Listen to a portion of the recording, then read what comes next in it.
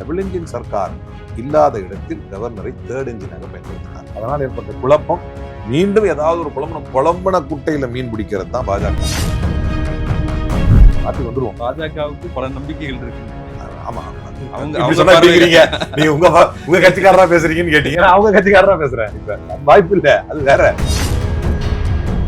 தேர்தல் என்ன ஒரு மேஜிக் நிகழ்த்த போது 2.0 தான். அதனாலதான் இது பயம். அதுல தெளிவா இருக்கீங்களா? ஏன் அவங்களே தெளிவா இருக்காங்க. அதுதான் இந்த அவங்களே தெளிவா இருக்கிறாங்க. பிஜேபிக்கு வந்து அவங்களுக்கு இருக்கக்கூடிய அந்த கோர் ஓட் பேங்க்ல ஒரு அக்செப்டன்ஸ் இருக்கும்ல, அதை கூட எடப்பாடி பழனிசாமி இழந்து வருகிறாருன்னு சொல்ல வர்றேன். பீகார்ல 10,000 கொடுத்தாங்க, தமிழ்நாட்டில் கொடுக்க முடியுமா? அது பெரிய கேம்ஸ் இருக்கு. மகளிர் உரிமை கொடுத்துருக்காங்கல்ல, 5,000 முன்கூட்டியே கொடுத்துருக்காங்க. தமிழ்நாட்டில் மீண்டும் ஒரு முறை இந்த கவர்னர் மாற்றத்தின் மூலமாகவும் மீண்டும் ஒரு முறை மண்ணை கவ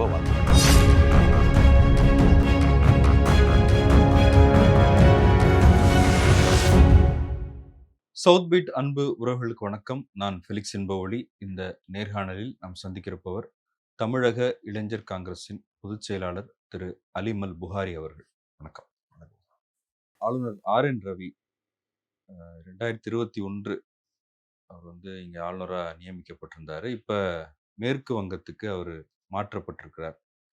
இந்தியாவின் மற்ற சில மாநிலங்கள்லையும் ஆளுநர்கள் வந்து மாற்றப்பட்டிருக்கிறாங்க. இப்போ தமிழ்நாட்டுக்கு கூட இப்போ இருக்கிற கேரள ஆளுநருக்கு அவருக்கு கூடுதல் பொறுப்பாக அதை வழங்கியிருக்கிறாங்க.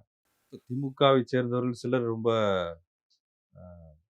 நாங்கள் வருத்தமாக இருக்கோம், எங்களுக்கான பிரச்சார பீரங்கியாக ஆளுநர் இருந்தார் அப்படின்லாம் பேசுகிறாங்க. முதலமைச்சரை கூட சில மேடைகளில் பேசியிருக்கிறார், நமக்கான பிரச்சாரகராக ஆளுநரே இருக்கிறார் அப்படின்ட்டு. திமுகவை பொறுத்த வரைக்கும் ஆளுநர் பதவின்றது வந்து தேவையற்றது அப்படின்ற கொள்கை உடையவங்க. இப்போ நீங்கள் காங்கிரஸ் கட்சியில் இருக்கிறீங்க, இருந்தாலும் தமிழ்நாட்டில் ஆளுநர் RN ரவி வந்த பிறகு எந்த மாதிரியான சர்ச்சைகளை அவர் ஏற்படுத்தினார் அப்படின்னு நம்ம தொடர்ச்சியாக பார்க்குறோம். குறிப்பாக பாஜக ஆட்சி நடக்காத மாநிலங்களில் ஆளுநர்களின் வேலைகள் வந்து ரொம்ப சர்ச்சைக்குள்ளாக இருக்குது. சட்டமன்றத்தில் வந்து ஆளுநர் உரையை படிக்காமல் போகிறதா இருக்கட்டும், அதை மாற்றி அமைக்கிறதா இருக்கட்டும், அமைச்சர்கள் நியமனத்தில் அவர் கருத்து சொல்கிறதா இருக்கட்டும், அப்புறம் சனாதனம், திருவள்ளூருக்கு வந்து காவி உடையை அணிவிச்சது, இந்த மாதிரியான பல விஷயங்கள். சமீபமாக ஒரு பஜனை ஒன்று நடத்தினார். அது வந்து ஆளுநர் மாளிகையை வந்து மக்கள் மாளிகையாக மாற்றுற லோக் பவன் மாற்றினார். ஆனால் லோக் பவனில் வந்து அவர் பஜனைலாம் பாடிட்டு இருந்தார். இந்த 5 மாநில தேர்தல் வர இருக்க சூழலில் மேற்கு வங்கமும் தமிழ்நாடும் மிக முக்கியமாக பார்க்கப்படுகிற இந்த சூழலில் இந்த 2 மாநிலங்களுக்குமான ஆளுநர்கள் மாற்றப்பட்டிருக்கிறதுல ஒரு பின்னணி இருக்குது அப்படின்னு சொல்கிறாங்க. நீங்கள் எப்படி பார்க்குறீங்க? சர்வாதிகாரிகளுக்கும் ஒரு ட்ரெண்ட் உண்டு. அது என்ன அப்படின்னு சொன்னால், மக்களை பதட்டத்திலேயே வைத்திருக்கக்கூடியது. இந்த கவர்னர் மாற்றம் என்பதும் அப்படிதான் நம்ம பார்க்க வேண்டியிருக்கு. வெஸ்ட் பெங்காலில் மம்தா பானர்ஜி என்ன சொல்கிறாங்களோ அதை வந்து இங்கே தமிழ்நாட்டில் சொல்லலை. வெஸ்ட் பெங்காலில் அந்த கவர்னர் மாற்றப்பட்டதை பற்றி மம்தா பானர்ஜி என்ன சொல்கிறாங்கன்னா, அவங்களுக்கு என்னமோ குட் டேர்ம்ஸில் இருந்திருப்பார் போலையா என்னன்னு தெரியல. அந்த கவர்னர் அங்கேயும் பிரச்சனைகள் போயிட்டு இருந்துச்சுல்ல. நீங்கள் அவருடைய அந்த அந்த இதை படிங்களேன், க்ரானாலஜியை படிங்களேன். தங்கர் இதுக்கு முன்னால் இருந்ததுக்கு இவர் பரவாயில்லைங்கிறது தான் அவங்க எல்லாருடைய ஸ்டேட்மெண்ட்டும். அப்போ அவங்க அதை அப்படி தான் பார்ப்பாங்க. மேபி பிஜேபி அது எப்படி பார்த்துச்சுன்றது தெரியல. இவரை மாற்றினது அழுத்தத்தின் அடிப்படையிலையா அப்படின்னு சொல்லி அவங்க பெரிய பிரச்சனையை கிளப்பி போராடிக்கிட்டு இருக்கிறாங்க. அவர் மாற்றினது தப்பு, என்னையே நீங்கள் வந்து கன்சல்ட் பண்ணலை அப்படின்னு. சட்டப்படி இப்போ வந்து கான்ஸ்டியூஷனில் வந்து ஆர்டிகல் 153 என்ன சொல்லுது அப்படின்னு சொன்னால், எல்லா ஸ்டேட்டுக்கும் ஒரு கவர்னர் இருக்கணும் அப்படின்ற சொல்லுது. அதே மாதிரி ஒரு ஆள் வந்து அதை அமெண்ட் பண்ணதுக்கு பிறகு 1956 அமெண்ட் பண்ணதுக்கு பிறகு ஒரு ஆள் ஒன்றுக்கு மேற்பட்ட ஸ்டேட்டில் 2 or more ஸ்டேட்டில் 2க்கு மேற்பட்ட ஸ்டேட்லையும் கவர்னராக இருக்கலாம் அப்படின்னு சொல்லுது. ஆர்டிகல் 155 என்ன சொல்லுது அப்படின்னு சொன்னால், ஒரு கவர்னர் வந்து shall be appointed by the president by warrant under his or her hand and seal. President தான் அப்பாயிண்ட் பண்ணுவாங்க. இந்த 155 அமெண்ட் பண்ணி இந்த 155 இருக்கக்கூடிய விஷயங்களை மாற்றணும். ஏன்னா அவங்க இஷ்டத்துக்கு இதை பண்ணிட்டு போயிடுறாங்க இல்லையா. கவர்னர் மாற்றுதல் வந்து ஒரு மாநிலத்துக்கு கிடைக்காம போயிடுது அப்படிங்கிற ஒரு மாநில உரிமையை, ஃபெடரலிசத்தை, கூட்டாட்சி தத்துவத்தை பாதிப்பது போல் இருக்குது அப்படிங்கிற குரல் வந்து பல காலமாக எழுந்துகிட்டு இருக்கு. அதனால தான் நீங்கள் பார்த்தீங்கன்னா இந்த கான்ஸ்டிடியூஷனில் இந்த ஆர்டிக்கலை வந்து அமெண்ட் பண்ணணும் அப்படின்னு இந்த கன்சல்டேஷன் ப்ராசஸை கொண்டு வரணும். இப்போ மம்தா பானர்ஜி கேட்குறாங்களா, என்ன ஏன் கன்சல்ட் பண்ணல, அதெல்லாம் கன்சல்ட் பண்ண அவசியம் இல்லை அப்படின்னும் போது அது எவ்வளோ ரூடாக இருக்குது. நீங்கள் ஸ்டேட் கவர்மெண்ட் வந்து நையாண்டியாக பேசுகிறாங்க, ஆனால் உள்ளுக்குள்ளே என்ன நடக்குது, என்ன வந்து சிஎம் வந்து பர்சனலாக ஃபீல் பண்ணுறாருங்கிறது வந்து உண்மையிலேயே அந்த ஆளுமை மிக்க தலைவருக்கு தான் தெரியும். சிஎம் போய் ஆளுநரை பார்த்துருக்காரு, இப்போ நேரடியாக பார்த்துருக்காரு. அது வந்து அவருடைய நாகரீகத்துக்கும் அவர் எச்ராஜாவே பார்ப்பாரு. அது வந்து அவருடைய பீக். அது தமிழ் இந்தியாவிலேயே அது அவர்கள் எதிர்ப்பதிலும் முதன்மையா இருப்பாரு, அவரிடத்துல நாகரிகத்தை காட்டுவதும் முதன்மையா இருப்பாரு. That is why he is special. That is why he is at the number 1. அப்ப அவங்க என்ன நினைக்கிறாங்கன்றது நம்மளுக்கு கண்டிப்பா தெரியாது. உள்ளுக்குள்ள இதோடைய மாற்றத்துக்கான காரணம் ஏன்னா, நான் ஒரு நேத்து சில வடநாட்டு ஊடகங்கள்ல வந்து ஒரு ஆங்கில ஊடகங்கள்ல பேட்டியில இருக்கும்போது, பல்வேறு கருத்துக்கள நம்ம அத ஏற்கிறோம், ஏற்கல. அவங்க சொல்றத பார்க்கும்போது ஒரு பெரிய கான்ஸ்பிரசி தியரியே சொல்றாங்க. தேர்தல் நேரத்துல இது மாற்றப்படுவதற்கான வந்து காரணம் இருக்கலாம். ஜனாதிபதி ஆட்சியை வந்து சில காலங்கள்ல வந்து கொண்டு வருவதற்கான காரணமா இருக்கலாம். நேரடியா ஜனாதிபதி ஆட்சியை வந்து கொண்டு வரணும்னா, அது சட்டத்தின் மூலமாக வந்து கவர்னர் இல்லாத ஒரு சூழ்நிலையை உருவாக்கி பண்றதுக்கான ஒரு வேலையா இருக்கலாம். இவங்க எல்லாரையும் விட பயங்கர சர்ச்சையை உருவாக்கிய ஆளுநர் வந்து ஆரிஃப் கான். இப்ப ஆரிஃப் கானுக்கு பதவி இல்லாம இருக்குது. அது ஏன் அப்படின்னு இருக்கலாம். ஜெகதீப் தங்கர் இப்ப எங்க இருக்காரு? யாருக்குமே தெரியாது. எவ்வளவு பெரிய விஷயம். ஒரு நாட்டினுடைய துணை ஜனாதிபதி காணாம போயிட்டாரு. காணாம ஆக்கிட்டாங்க. அப்ப இவ போஸ் எங்க போனாருன்னு தெரியலங்கிறாங்க. அவர் அழுத்தத்தின் காரணமாக தான் மாத்திட்டாங்க அப்படின்னு இந்த பக்கம் சொல்றாங்க. அப்ப என்னை பொறுத்தவரை ஒரு சர்ச்சை பிரச்சனை எந்த காரணத்துக்காக பிஜேபி செய்யலாம். பிஜேபி வந்து அதை தொடர்ந்து செய்யுது. அந்த எல்லா சர்ச்சைகள் பிரச்சனைகள் செய்யறாங்க. சமீப காலமாகத்தான் அது அவர்களுக்கு பேக் ஃபயர் ஆகிட்டே வருது. இப்ப எப்படி வந்து இந்தியா முழுக்க நினைக்கிறீங்களா, தமிழ்நாட்டுல சொல்றீங்க? உலகம் முழுக்க நடக்குது. இப்ப நீங்க ஈரான்ல போயிட்டு ஒரு இதுல போயிட்டு இஸ்ரேல்ல போய் பேசிட்டு வந்தாரு. அடுத்தடுத்து என்ன நடந்துச்சு? முதல் மெடல் அவருக்கு தான் போடுறாங்க. கேட்டா இது ஒரு சாதனைன்னாங்க. ஃபர்ஸ்ட் மெடலே அவருக்கு தான். போட்டு அமிச்ச கையோட இங்க இருக்கிற ஒரு கப்பல் அடிச்சிட்டாங்க. இங்க இருந்து போன ஒரு கப்பலை பாவம் அது வந்து ட்ரைனிங் கப்பல். அந்த கப்பலை அடிச்சு நொறுக்கிட்டாங்க. ஏன்னு கூட ஒரு வார்த்தை கேட்க மாட்டேங்கிறாரு. இப்ப இந்த மாதிரி இப்ப இவரை வந்து ட்ரோல் பண்ணி பாத்தீங்கல்ல, அவர் எப்படி எல்லாம் உலக நாட்டு தலைவர்களை வரவேற்கிறாருன்னு ஒரு ட்ரோல் வீடியோ கொடூரமா சுற்றுது. அவர் பேசுற புரியாத அந்த ஆங்கிலம், சப்னா சப்னா அப்படின்னு சொல்றது, கிரேட் ஹராஸ்மெண்ட்னு சொல்றது, மை ஃப்ரெண்ட்னு சொல்றது, அதெல்லாம் சுத்திட்டு இருக்கு. ஸோ இவங்க வந்து பெரிய அது ஒரு டைம் ஒரு மேபி ஒரு 4-5 இயர்ஸ்க்கு முன்னால இருக்கலாம். இவங்க பண்ணது எல்லாமே பெரிய ஸ்ட்ராட்டஜியா வந்து இருந்த காலம். இப்ப அது எல்லாமே ட்ரோலாவும் பேக் ஃபயரிங்காவும் மாறிக்கிட்டு இருக்குது. அப்படிங்கிற போது இதுல இருந்து நம்ம வந்து சட்ட ரீதியா என்ன விழிப்புணர்வை பெறலாம் அப்படின்னு சொன்னா, justice Rajinder Singh Sarkaria report 1988, justice Madan மோகன் புஞ்சி ரிப்போர்ட் 2010, இது எல்லாமே இந்த ஆர்டிகிள் 155 கவர்னரை ஜனாதிபதிகள் நியமிக்கிற அந்த முறைமையில் சென்டர் வந்து சீஃப் மினிஸ்டர் ஆஃப் தி ஸ்டேட்டை வந்து பிஃபோர் அப்பாயிண்டிங் கவர்னர் கன்சல்ட் பண்ணணும் அப்படிங்கிறத வந்து ஊக்குவிக்குது. அப்படிங்கிறத வந்து இந்த போத் ரிப்போர்ட்டை வந்து பேக் பண்ணுது. நீங்க இந்த மாதிரி தான் பண்ணணும் அப்படின்னு. அதை பற்றி பேசக்கூடிய ஒரு சூழலா நம்ம இதை ஏற்கலாம். சதி என்னவா இருக்கும், காரணம் என்னவா இருக்கும்னா, ஒரு பக்கம் வந்து மம்தா பானர்ஜி வந்து எங்க அவர் காணாம போயிட்டாரு அப்படின்னு ஆச்சரியத்தை வெளிப்படுத்துவதும், நல்லபடியா இப்போ எங்க போறீங்க அப்படின்னு தமிழ்நாடு கேட்கறதுக்கும் ஒரு வித்தியாசம் இருக்கிறதா பாக்குறேன். நம்மளுடைய as far as our knowledge is concerned. 2016 காலகட்டத்துல வித்யாசாகர் ராவ் பொறுப்பாளரா இருந்தார் இல்லையா? அப்போ வந்து பல அரசியல் குளறுபடிகள் நடந்துச்சு. அப்ப சசிகலா முதலமைச்சராக முடியல. அவங்க தான் தடுத்துட்டாங்க. ஒரு ஆட்சி அமைக்கிறதுக்கு வரும்போது இவரு இல்ல. அப்படியான ஒரு சூழ்நிலை இருந்தது. அப்ப இது தேர்தல் சமயமா இருக்கும்போது பாஜகவோட பிளான் என்ன? அதான் நான் சொல்றேன். பல கான்ஸ்பிரசிகள் ஓடிக்கிட்டு இருக்குது. எதுவாக இருந்தாலும் நீங்க அன்னைக்கு சூழ்நிலையை பாருங்க. சசிகலா அவங்க வந்து ஆட்சி அமைக்க வரும்போது வித்யாசாகர் ராவ் இல்ல. ஆனா சசிகலா நாடுனது யார முதலமைச்சர் ஆக்கணும்னு நினைச்சாங்க? எடப்பாடி. அது நடந்துச்சா இல்லையா? நடந்துச்சு. எண்ட் ஆஃப் த டே மக்கள் தீர்ப்பு இவனுங்க என்னத்தை வந்து கிளப்பி எடுத்து வச்சாலும் அந்த தைரியம் தான் எனக்கு தெரிஞ்சு முதலமைச்சருக்கு இருக்க வாய்ப்பு இருக்கு. தெரியல, அதுக்கு மேல நம்ம கிட்ட போய் கேட்டதான் தெரியும். கவனிக்கிற வரைக்கும் எல்லாருக்கும் சார் இது பாருங்க, பிஜேபி என்பது வந்து நான் சொல்லுவாங்க, it is not yet another political party with difference அப்படின்னு சொல்லுவாங்க. அஃப்கோர்ஸ் அதை நான் ஒத்துக்கிறேன். மற்ற கட்சிகள் மாதிரி கிடையாது. இந்த தேசத்தை ஒரு வழி பண்ணிடணுங்கிற முடிவுலையும் ஜனநாயகத்துடைய பாதையிலிருந்து இதை குழப்பி தூக்கி போட்டுறணுங்கிற முடிவுல அவனுக்கு உறுதியா இருக்கானுங்கன்னு கன்ஃபார்மா தெரியும். அப்ப இந்த பாதையில் இவர் என்னென்னலாம் எந்த முடிவு எடுத்தாலும் அச்சமா தான் இருக்கு. இதுன்னு இல்ல, எந்த முடிவு எடுத்தாலும் ஒரு நம்முடைய அறிவுக்குட்பட்டு யோசிச்சா அவங்களுக்கு ரொம்ப ஒத்துழைப்பா போயிட்டாரு மம்தா பானர்ஜிக்கு அதனால தூக்குவோம். நம்ம எதுக்காக போட்டோமோ இங்க ஒரு சின்ன அணுவை கூட இவரால் அசைக்க முடியல, ஒரு புல்ல கூட புடுங்க முடியல, இங்க ரவி தூக்கிட்டா அந்த தூக்கி அங்க போடு அப்படின்னு மாத்தினாங்களான்னு கூட ஒரு சந்தோஷத்துல. அது என்னன்னா மாத்துவாங்க, இந்த ஆளுநர் வேணாம் அப்படின்னு சொல்லி பல சர்ச்சைகள் வரும்போது அந்த ஆளுநர் அவரோட பீரியட் முடிஞ்சதுக்கு அப்புறம் நீடிச்சார்ல. அதுதான் இப்ப நம்ம அவருடைய பீரியடுக்கு முன்னால தூக்க போறாங்களா அதுக்கப்புறம் தூக்க போறாங்களாங்கிற டிஸ்கஷன் முடிஞ்சு போச்சு. இப்ப வந்து தேர்தலுக்கு நெருக்கமா ஏன் தூக்குனாங்க, இத்தனை ஆளுநர்களை ஏன் தூக்குனாங்க, ஆரிஃப் கான் வந்து ஆக்டிவ் கவர்னர், அவருக்கு எதுவுமே இல்லை, ஒரு ஷஃபிள் பண்ணிருக்காங்க இங்க வர மாதிரி, ஆரிஃப் கானுக்கு ஏன் கொடுக்கல, இது மாதிரியான கேள்விகள் இப்ப புதுசா எழுந்திருக்கு. இது கேள்விகளாக தான் இருக்கு. டு பி ஃப்ராங்க், நம்ம வந்து சுத்தி நடக்கிற எல்லாமே தெரிஞ்ச அறிவாளின்னு சில பேர்லாம் இருக்கிறாங்க தமிழ்நாட்டிலே. எல்லாத்துலயும் கருத்து சொல்லுவாங்க. நம்ம அப்படி கருத்து சொல்ல முடியாது. நியாயமா என்னன்னா, இது எல்லாமே ஹைப்போதசிஸ் தான். ஹைப்போதெட்டிக்கல் தான். இந்த மாரி இருக்குமோ, அந்த மாரி இருக்குமோ அப்படின்னு. அப்ப ஒரு விஷயம், இதுதான் நான் என்னுடைய பேச்ச ஆரம்பிக்கும்போது, ஹிட்லர் வந்து என்ன பண்ணாரு அப்படின்னா, நாட்டை வந்து பதற்ற நிலையிலேயே வைத்திருக்க வேண்டும் என்று நினைத்தார். அப்ப தேர்தல் நேரத்தில் ஏதோ ஒரு கணக்கு போட்டு வச்சு, பதற்ற நிலையில வச்சிருக்கணும். நான் ஆனா ரொம்ப காங்கிரஸ் கட்சி தலைவர்களோட ரொம்ப கூலா சொல்றாங்க. இப்ப எம்பி ஜோதிமணி சொல்லியிருக்காங்க. அவர் வந்து இங்க பிரச்சாரத்த முடிச்சுட்டு மேற்கு வங்கத்துக்கு போயிருக்காரு. அங்க பிஜேபி இல்லாம பண்றதுக்கு மம்தா ஹெல்ப் பண்றதுக்காக போயிருக்காரு அதுதான் அப்படின்னு நான் சொல்றாங்க. சொல்றேன். மற்ற மாநிலங்களும் தமிழ்நாடு ஒரு வித்தியாசம் இருக்கு. அந்த கூல்னஸ் எங்கிருந்து வருதுன்னா, நான் அந்த உதாரணத்த சொன்னேன். 1000 தான் இருந்தாலும் அவங்க எதுக்காக அவர வர வைக்காம பண்ணாங்க? அப்ப அந்த அன்னைக்கு சசிகலாவுடைய எண்ணம் நிறைவேறிடக்கூடாதுன்னு பண்ணாங்க. அதுக்கப்புறம் என்ன பண்ணாங்க? அது நிறைவேறின பிறகு கட்சிக்குள்ள தான் நுழைய முடிஞ்சுச்சு. அந்த ஒரு உதாரணத்த நீங்க எடுத்துக்கங்க. இல்ல ஆனா வித்யாசாகர் ராவே ஓபிஎஸ், இபிஎஸ் கைய சேர்த்து வச்சார்ல. அதுக்கு யாருடைய இன்ஸ்டிகேஷன்ல? யார் சொல்லி அத செஞ்சாரு? நமக்கு தெரியாதா அது? அந்த மாரி திமுகல செய்ய முடியாத வரைக்கும் என்ன தைரியம்? நமக்கு சந்தோஷம் தானே. இதுதான் அதுதான் நான் அப்பவே சொல்ல வந்தேன். இல்ல ஆனா தேர்தல் என்ன ஒரு மேஜிக் நிகழ்த்த போது, என்னவா இருக்க போதுன்ற ஒரு கேள்வியும் இருக்குல்ல. நான் அதுதான் அத முன்கூட்டியே சொல்லிட்டேன். தேர்தல் மேஜிக் வந்து அகைன் டிராவிடியன் 2.0 தான். ம். அதனால தான் இது பயம். அதுல தெளிவா இருக்கீங்களா? ஏன் அவங்களே தெளிவா இருக்காங்க அதுல. அதுதான் இந்த அவங்களே தெளிவா இருக்கிறாங்க. ஏன்னா மத்ததெல்லாம் பார்த்து தானே இருக்கிறோம். அன்னைக்கு கூட அந்த ஒரு பாண்டி அதுல பேசிட்டு இருந்தாரு.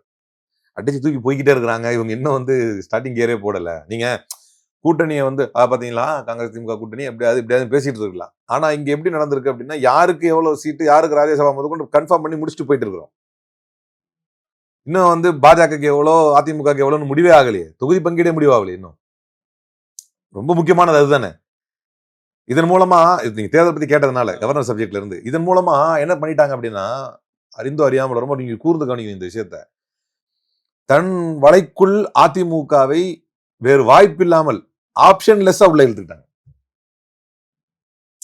அதனாலதான் நீங்க என்டிஏ தலைமையில் கூட்டணி என்டிஏ தலைமையில் கூட்டணி என்டிஏ தலைமையில் கூட்டணி கொண்டு வர்றாங்க. ஒரு ஆலோசனை கூட்டம் வச்சா இவர் இங்க உட்கார வைக்கணும் எடப்பாடியை. ஏன்னா அவர் தான் இங்க ஹெட். அவர் தான் சிஎம் ஃபேஸ்.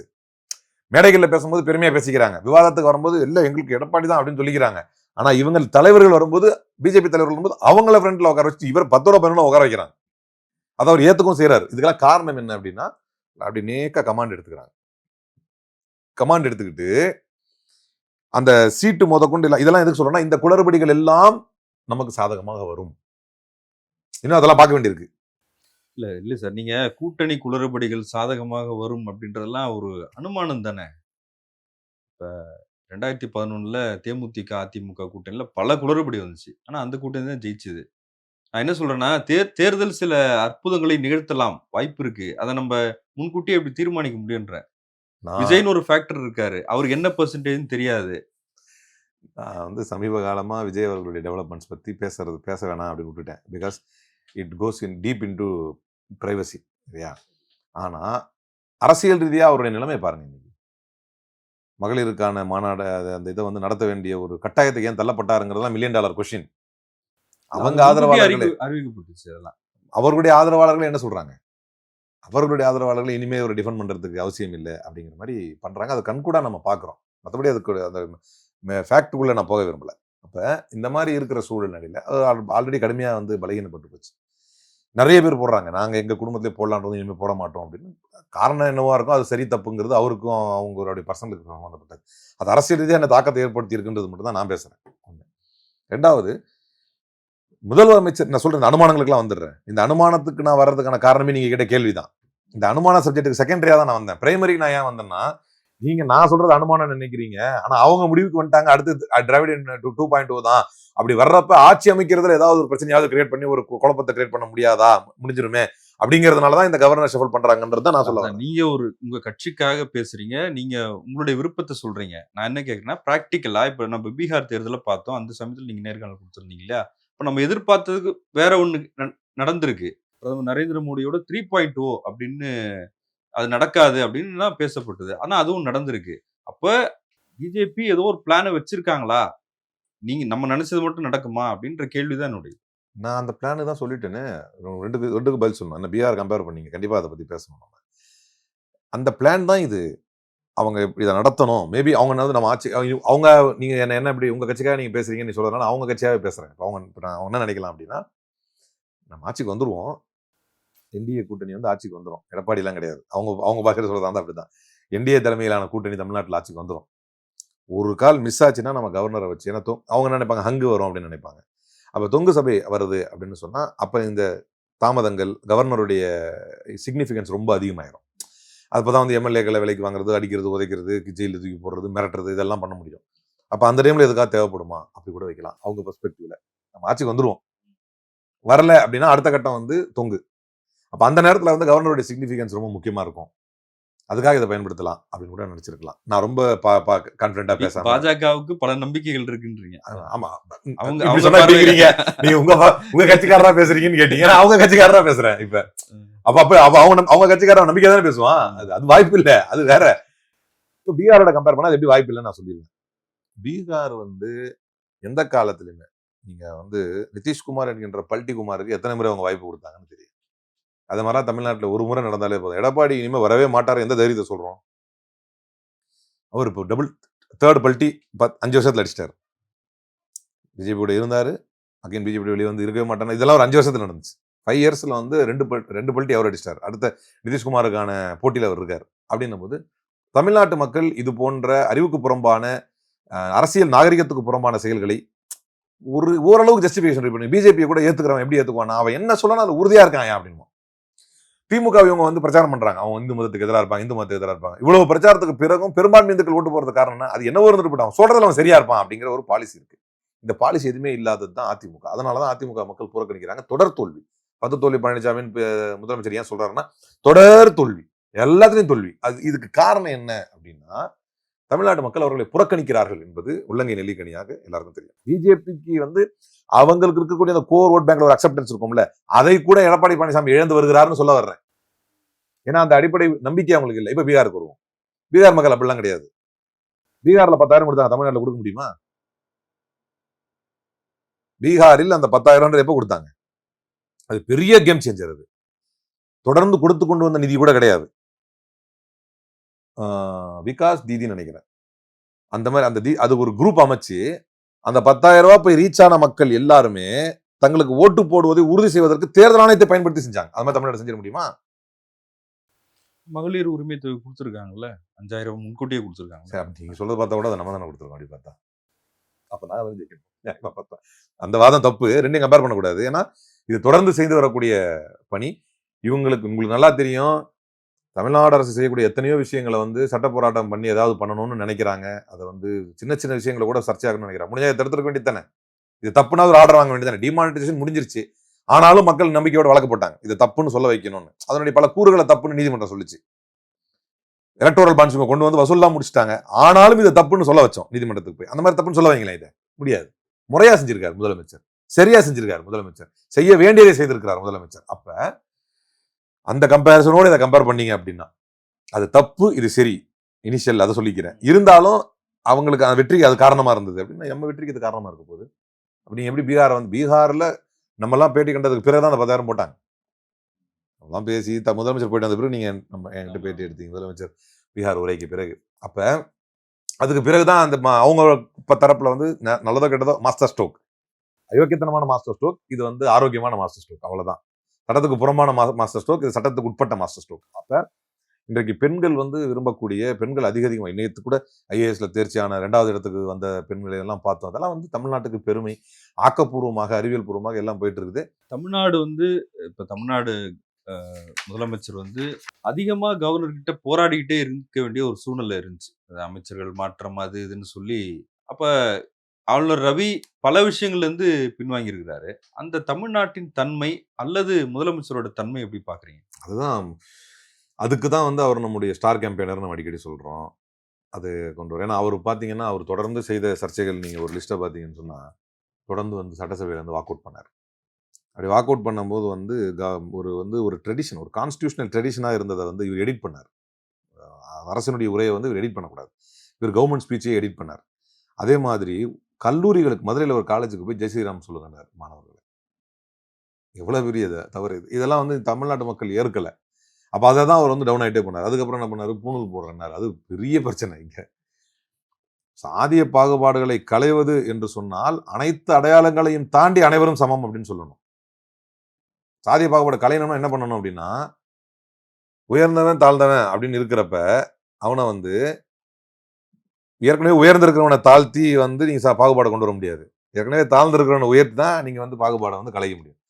இவர் என்ன பண்றாரு, தாழ்த்துவதற்கு பயன்படுத்தப்படக்கூடிய ஒரு கருவியை போட்டு நீயும் மேல வந்துரு அப்படின்னு ஒரு வெற்றித்தனமான ஒரு வாதத்தை முன்வைத்தார். அப்ப என்ன செஞ்சிட்டாரு அப்படின்னா, மனுஷனுக்கு மனுஷனை வந்து அந்த வேறுபாடு வந்து அந்த நூல்ல தான் இருக்கு, அந்த நூலை நீ போட்டு மேல வந்துருந்தார்.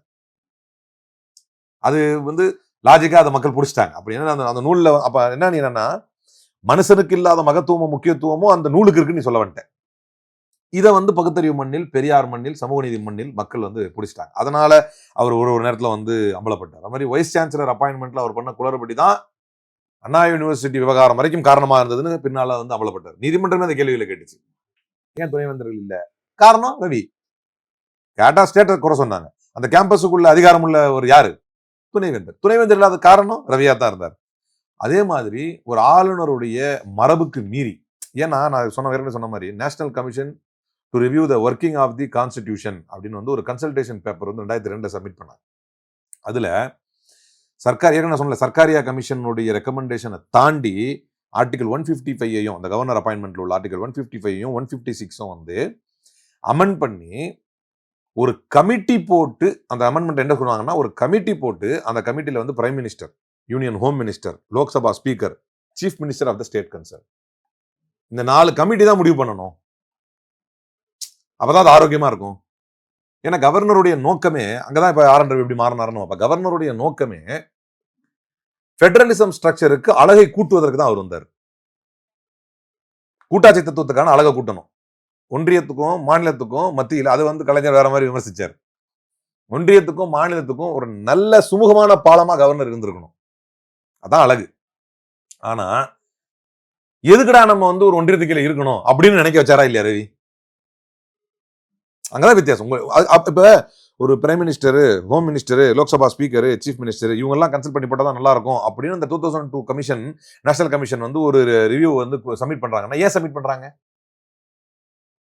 அதை சுமூகமாக்கிறதுக்காக சப்மிட் பண்றாங்களா இல்ல கூடுதலா பிரச்சனையாக்கிறதுக்காக சப்மிட் பண்றாங்களா? ஆனா இவர் என்ன பண்ணாரு, சுமூகமாக்கலையே, கூடுதலா பிரச்சனையை தான் உண்டாக்குனாரு. இவர் என்ன பண்ணாரு, அசம்பிளியில இருந்துகிட்டு வந்து சட்டம் ஒழுங்கு கெட்டு போயிருக்குது, பாவர்ட்டி இருக்குது, கொலை மாநிலம் என்று சொல்றாங்க. ஒரு தமிழ் மாநிலத்தை கொலை மாநிலம் அப்படின்னாரு, ரேப் ஸ்டேட் அப்படின்னாரு, கொலை மாநிலமா இருக்குது அப்படின்னாரு, வன்முறை எக்ஸ்ட்ரீமிஸ்ட் மாநிலமா இந்த மாநிலம் இருக்குதுன்னாரு. இதெல்லாம் என்ன?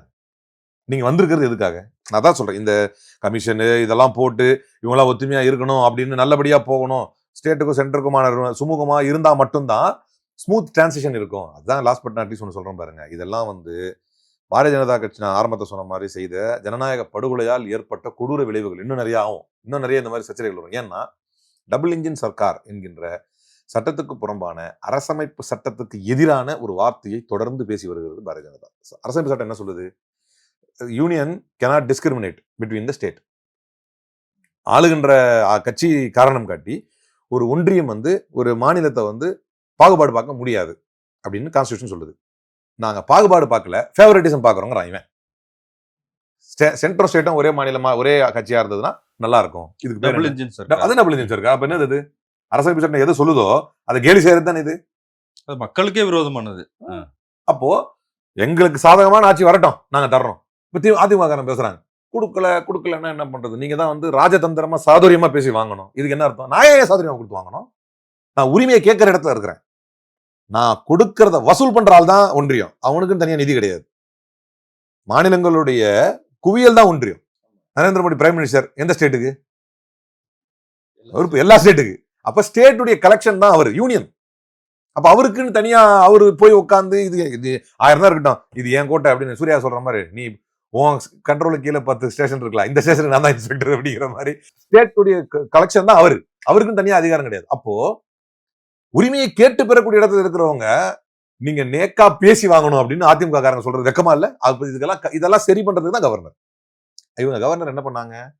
டபுள் இன்ஜின் சர்க்கார் இல்லாத இடத்தில் கவர்னரை தேர்ட் இன்ஜினாக பயன்படுத்தினார். அதனால் ஏற்பட்ட விளைவுகள், அதனால் ஏற்பட்ட சச்சரவுகள், அதனால் ஏற்பட்ட குழப்பம் மீண்டும் ஏதாவது ஒரு குழம்புன குட்டையில மீன் பிடிக்கிறது தான் பாஜகவுடைய வேலை, பாஜகவுடைய அரசியல் வழிமுறை. அதை செய்வதற்குத்தான் இந்த கவர்னருடைய மாற்றங்கள். மற்ற மாநிலங்கள் என்னன்னு எனக்கு தெரியாது.